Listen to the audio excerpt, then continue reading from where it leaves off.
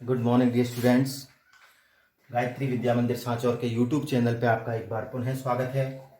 हम यहाँ 11th class subject English का जो ग्रामेटिकल पोर्शन है उसको हम सीख रहे हैं, उस पर डिस्कस कर रहे हैं, जिसमें ग्रामर में वैसे तो बहुत ही कॉमन सा एक टॉपिक जो आप शुरू से ही पढ़ते आए हैं, लेकिन फिर भी ये पाया गया है कि मोस्टली बच्चों का पूरी तरह से कमांड जो है उस टॉपिक पर नहीं है।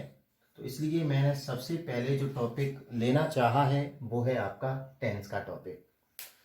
मैं आपको बता दूं कि आप जब टेंस को बहुत अच्छी तरह से सीख लेते हैं, उसके जो यूजेस होते हैं उनको सीख लेते हैं, आप जब आंसर करते समय उसका यूज़ करना सीख लेते हैं, लिखना सीख लेते हैं, आपके पास अधिक वोकेबलरी होती है, ठीक है ना। और ग्रामर के इसके अलावा जैसे पैसिव कंस्ट्रक्शन, पैसिव वॉइस का भी टॉपिक आपके पास, रिपोर्ट स्पीच का भी टॉपिक है, आपके पार्ट्स ऑफ स्पीच बहुत ही महत्वपूर्ण टॉपिक है।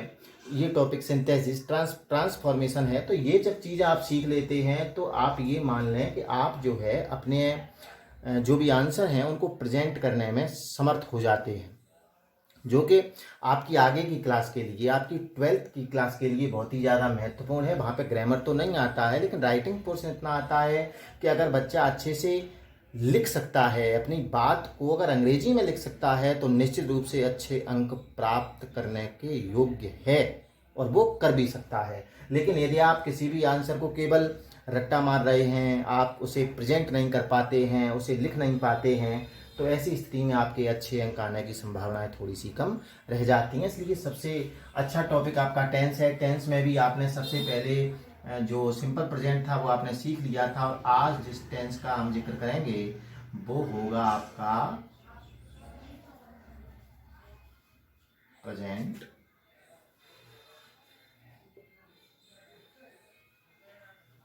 कंटिन्यूअस, या आप इसको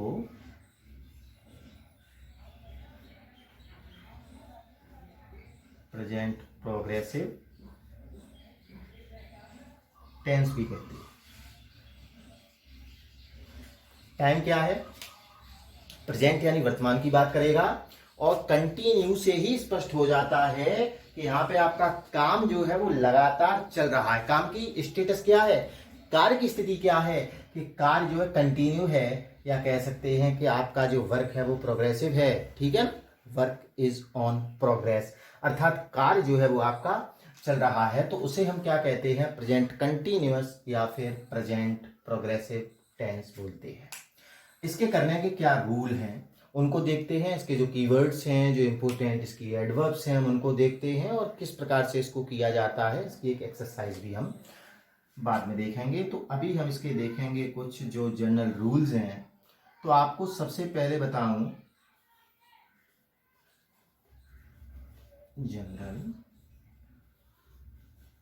रूल्स, इसके जो जनरल रूल्स हैं आपको बताऊं कि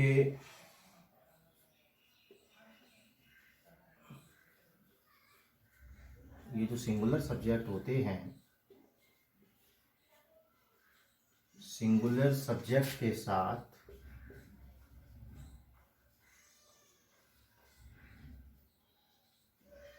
हेल्पिंग वर्ब किसका प्रयोग करते हैं? इज का।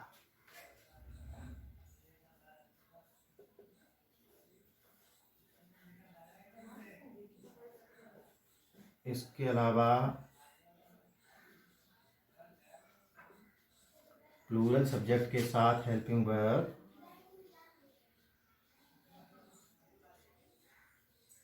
क्या होती है बच्चों? आर। और तीसरा आपका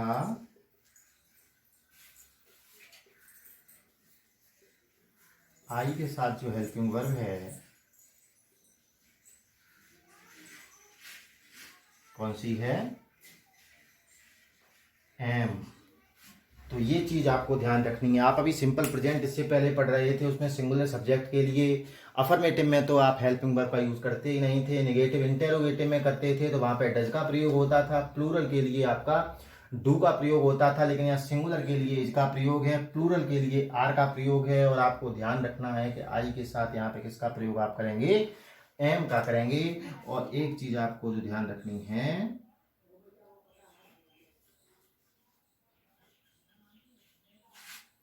वर्ब की फर्स्ट फॉर्म में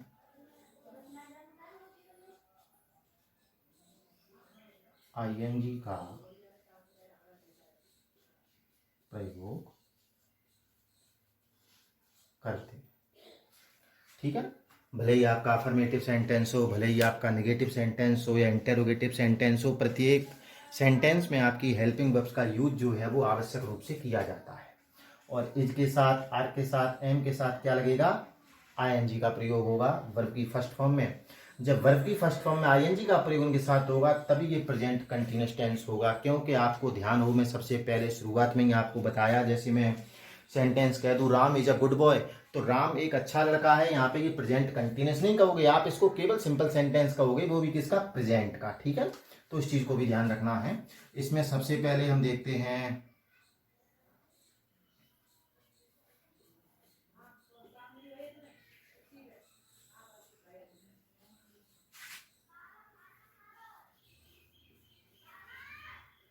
अफर्मेटिव सेंटेंसेस। अफर्मेटिव सेंटेंसेस का पैटर्न वैसे तो आपको पता ही है, फिर भी मैं बता दे रहा हूं। यहाँ पे सबसे पहले किसका प्रयोग करेंगे आप, सब्जेक्ट का। उसके बाद अगर आपका if the subject is singular तो आप यूज करेंगे इज, और यदि आपका सब्जेक्ट जो है प्लूरल है तो आप यूज करेंगे आर, और यदि आपका सब्जेक्ट आई है तो यूज करेंगे एम, प्लस जो वर्ब की फर्स्ट फॉर्म होगी, मैंने बताया ना वर्ब की कौन सी अवस्था, फर्स्ट फॉर्म में क्या जोड़ देंगे आप, आईएनजी, और उसके बाद आपका ऑब्जेक्ट आ जाएगा, ठीक है। तो ये चीज आपको ध्यान रखनी है। पैटर्न आपका इस प्रकार से होगा, सब्जेक्ट है, फिर इज, आर या एम में से एक हेल्पिंग वर्ब है, वर्ब की फर्स्ट फॉर्म में आईएनजी है, और उसके बाद आपका ऑब्जेक्ट हो जाएगा। इसके कुछ जो एडवर्ब्स होते हैं वो भी आपको मैं अभी दिखाऊंगा इसके बाद। और उसके बाद इसका जैसे एक एग्जांपल लिख लेते हैं हम,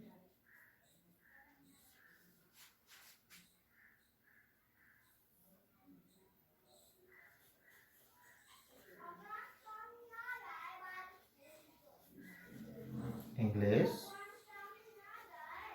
नाउ। आई रिक्त स्थान कोष्टक में है रीड इंग्लिश नाउ। अब आपको बता दूं कि नाउ जो लिखा हुआ है ये आपने जो एडवर्ब्स देखी थी सिंपल प्रेजेंट की, तो सिंपल प्रेजेंट की अलग एडवर्ब्स थी, यहाँ पे ये नाउ जो है वो प्रेजेंट कंटिन्यूअस की है, और प्रत्येक टेंस की अपनी अलग अलग एडवर्ब होती है। तो ये नाउ आप जब यहाँ देख रहे हैं तो आप इसको प्रेजेंट कंटिन्यूअस टेंस में नहीं देखेंगे। तो नाउ जो प्रेजेंट कंटिन्यूअस टेंस की एडवर्ब है, तो हम एडवर्ब से इसको पहचान लेंगे, इसको आइडेंटिफाई कर लेंगे कि ये टेंस आपका कौन सा है। और आपको बता दूं कि जैसे ही आपने नाउ देखा आपके एकदम संज्ञान में आ गया तो प्रेजेंट कंटिन्यूअस टेंस है। अब आप देखेंगे कि सब्जेक्ट क्या है, आई है, आपका सेंटेंस अफर्मेटिव है, आपका सब्जेक्ट आई है, तो आप देखेंगे आई के साथ आप हेल्पिंग वर्ब क्या यूज करेंगे, एम का यूज करेंगे। और एम के यूज कर दिया, इन सभी के साथ वर्ब की फर्स्ट फॉर्म में क्या जोड़ेंगे, आईएनजी। तो रीड में क्या कर दो, इस प्रकार से। तो ये आपका हो जाएगा अफर्मेटिव सेंटेंस, ठीक है। अगर प्लूरल होता सब्जेक्ट आपका तो आर लग जाता, सिंगुलर होता तो इज लग जाता। इसके अलावा आपका हम देख लेते हैं, इसके साथ साथ आपका नेगेटिव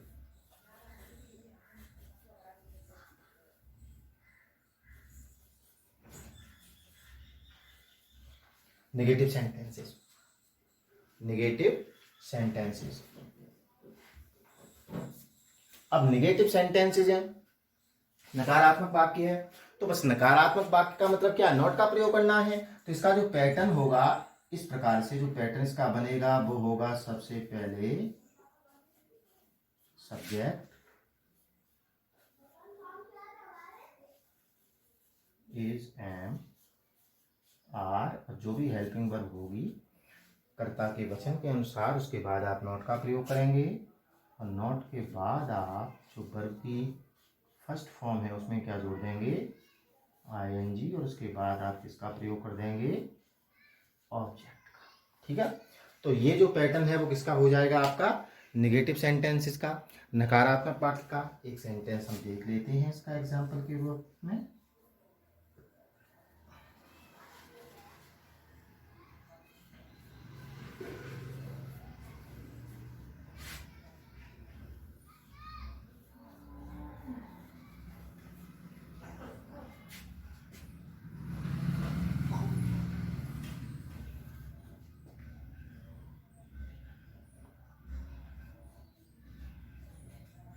ठीक है, दैट प्लेयर्स प्रैक्टिस था not play cricket still. Still जो एडवर्ब है वो आपकी still adverb present continuous tense की है, और प्रेजेंट कंटिन्यूअस टेंस की एडवर्ब है तो आप इसमें किसका प्रयोग कर सकते हैं, प्रेजेंट कंटिन्यूअस टेंस का ही प्रयोग कर सकते हैं। अब जब प्रेजेंट कंटिन्यूअस करेंगे सेंटेंस कैसा है, नकारात्मक है। नॉट यहाँ भी आ सकता है, नॉट यहाँ बीच में भी आ सकता है। प्लेयर्स आपका प्लूरल है, और प्लूरल के लिए आपकी हेल्पिंग वर्ब क्या है, आर। उसके बाद नॉट, और प्ले में क्या जोड़ेंगे, ING, तो क्या हो जाएगा, प्लेइंग। सेंटेंस हो गया players are not playing cricket still, के अभी भी प्लेयर्स क्रिकेट नहीं खेल रहे हैं।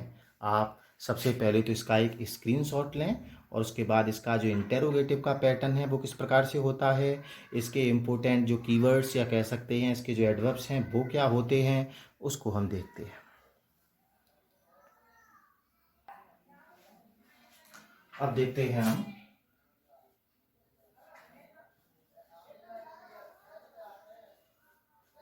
Interrogative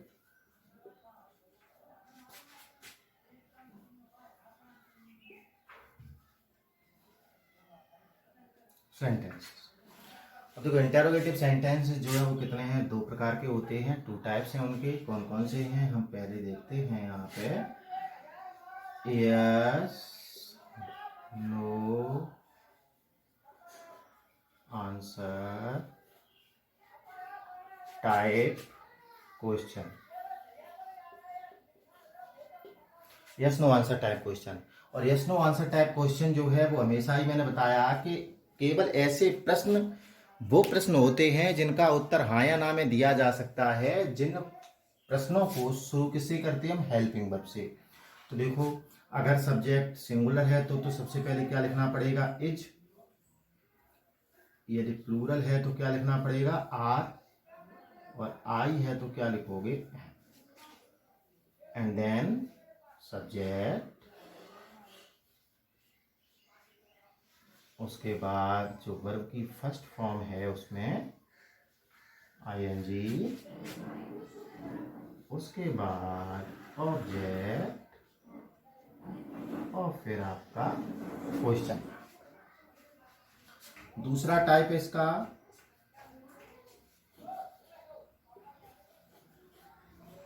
WH word type.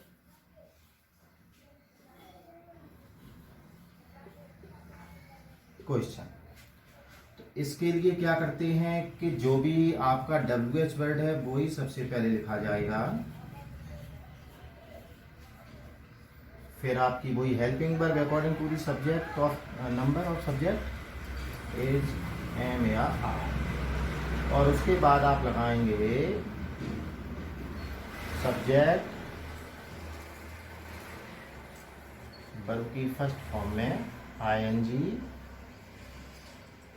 और उसके बाद ऑब्जेक्ट, और आपका क्वेश्चन मार्क। ठीक है, तो इस प्रकार से ये पैटर्न आपके किसके हो जाएंगे, इंटेरोगेटिव के। इनके भी एग्जांपल आप देख लेंगे। देखो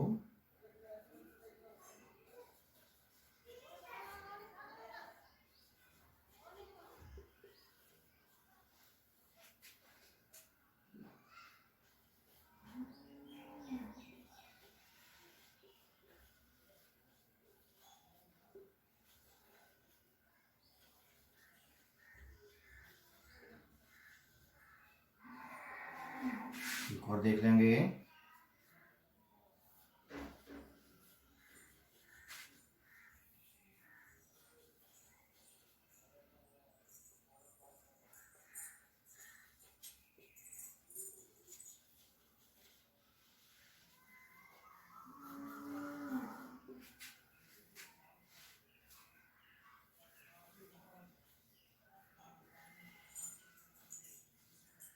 इस प्रकार से। अब देखें आप यहाँ पे वाई, फिर रिक्त स्थान, फिर सब्जेक्ट, फिर रिक्त स्थान। आप देख सकते हैं जो WH वर्ड, हेल्पिंग वर्ब, तो उसके लिए हमने क्या किया, ब्लैंक छोड़ दिया। सब्जेक्ट हमने लिख दिया, वर्ब के लिए भी हमने छोड़ दिया, क्योंकि टेंस में आपको जब भी यूज करना होगा तो हेल्पिंग वर्ब और आपकी जो वर्ब है वो आपको फिल करनी होती है। तो अब देखेंगे आप इसे पकड़ेंगे कैसे, पहचानेंगे कैसे। देखो एट दिस टाइम आ गया। एट दिस टाइम जो है वो आपकी एडवर्ब है प्रेजेंट कंटिन्यूअस टेंस की। आप देखेंगे सब्जेक्ट जो है वो आपका सिंगुलर है, और मैंने पहले ही बताया सिंगुलर सब्जेक्ट के लिए हेल्पिंग वर्ब क्या लगेगी, इज। तो यहाँ पे केवल इज हो गया, देखो WH वर्ड और इसमें से एक आ गया। अब आपकी वर्ब क्या है, गो, तो गो में क्या जोड़ दोगे, ING। तो इस प्रकार से हो गया why is Rajat going to Jaipur at this time. जब मैंने पहले बताया कि रिक्त स्थान जब सबसे पहले आ जाएगा टेंस में, तो आप समझ लें कि वहां पे केवल और केवल आप हेल्पिंग वर्ब का यूज सबसे पहले कर सकते हैं। अब देखें यहाँ पे क्या गया, दीज डेज, ये भी आपकी एडवर्ब है प्रेजेंट कंटिन्यूअस टेंस की, और यहाँ पे यू आपका जो है कैसा है, प्लूरल है। तो यहाँ पे किसका प्रयोग करोगे आप, वेरी गुड, आर यू। अब देखो नॉट आया पहले, तो यहाँ पे भी आपको क्या करना है, नॉट, और रीड में क्या जोड़ना है, ING। तो इस प्रकार से हो जाएगा, are you not reading English these days. ठीक है, तो ये आपका टॉपिक हो जाएगा। हालांकि आपको ये तो मैं पहले ही बता चुका हूं कि ये इंटेरोगेटिव का मैंने बताया, ये तो मैं पहले ही आपको बता चुका हूं कि इंटेरोगेटिव नेगेटिव सेंटेंसेस में नॉट का प्रयोग किसके बाद करेंगे, सब्जेक्ट के बाद। देखो आप देख सकते हैं ये आपका क्या है, सब्जेक्ट है, और उसके बाद हमने किसका प्रयोग कर दिया, नॉट का प्रयोग कर दिया। ठीक है, इसका भी स्क्रीनशॉट आप ले लें, और इसके हम एडवर्ब्स भी देख लेते हैं कौन कौन से हैं। अब हम इसके जो भी एडवर्ब्स हैं उनको देख लेते हैं। जब कभी भी आपको ये एडवर्ब किसी भी सेंटेंस में मिलेंगे, तो इसका मतलब वहां पे यूज किसका होगा, प्रेजेंट कंटिन्यूअस, या कहते हैं प्रेजेंट प्रोग्रेसिव टेंस का। देखें जैसे कि eight this time,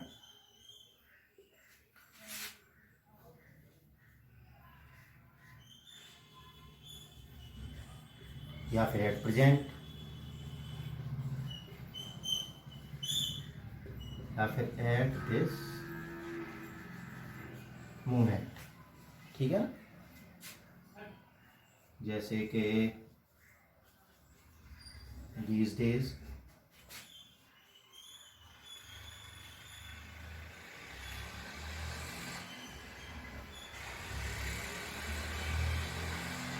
nowadays, even now,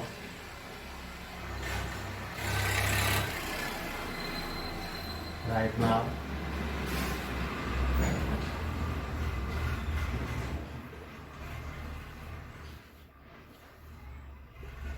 still।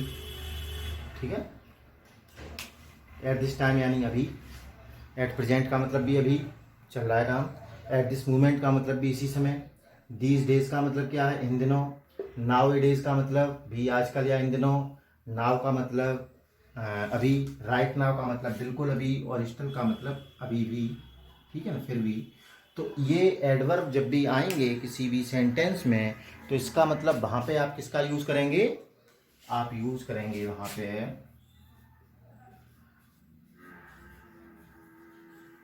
Present continuous tense का यूज करते हैं। ठीक है, एट दिस टाइम मतलब इस समय है, एट प्रेजेंट का मतलब ये वर्तमान में इस समय ही है। तो इस समय का काम हो रहा है कि अभी हम पढ़ रहे हैं, हम इस समय अंग्रेजी पढ़ रहे हैं, हम वर्तमान में अभी अंग्रेजी पढ़ रहे हैं, इस क्षण अभी हम पढ़ रहे हैं। तो ये सभी क्या है कि जो काम प्रोग्रेसिव होता है, दीज डेज यानी इन दिनों, नाउ डेज यानी आजकल का मतलब भी इन दिनों ही है, नाउ का मतलब अभी, राइट नाउ का मतलब बिल्कुल अभी। ठीक है ना, और स्टिल यानी अभी भी। तो ये सभी एडवर्ब जब भी आएंगे, इनमें से कोई भी एडवर्ब, तो वहां पे आपका जो टेंस होगा वो कौन सा होगा, प्रेजेंट कंटिन्यूअस टेंस होगा। इससे पहले आपने जो पढ़ा था वो सिंपल प्रेजेंट टेंस था। सिंपल प्रेजेंट टेंस के एडवर्ब्स के अलावा भी कुछ और रूल्स थे जो आपको बता दिए थे। यहाँ पे प्रेजेंट कंटिन्यूअस टेंस का अफर्मेटिव कैसे बनता है, नेगेटिव कैसे बनता है, इंटेरोगेटिव कैसे बनता है, और किसके बिहाफ पे आप बनाएंगे, इसके आधार पे आप इसके बेस पे चलते हैं। इनमें से कोई एक शब्द, एक एडवर्ब जो है आपको निश्चित रूप से एग्जाम में क्वेश्चन में आपके सेंटेंस में देखने को मिलती है, और आप इस एडवर्ब को एकदम से आइडेंटिफाई करते हैं, और एकदम से आइडेंटिफाई करने के बाद आप वहां पे प्रयोग किसका कर देते हैं, प्रेजेंट कंटिन्यूअस टेंस का।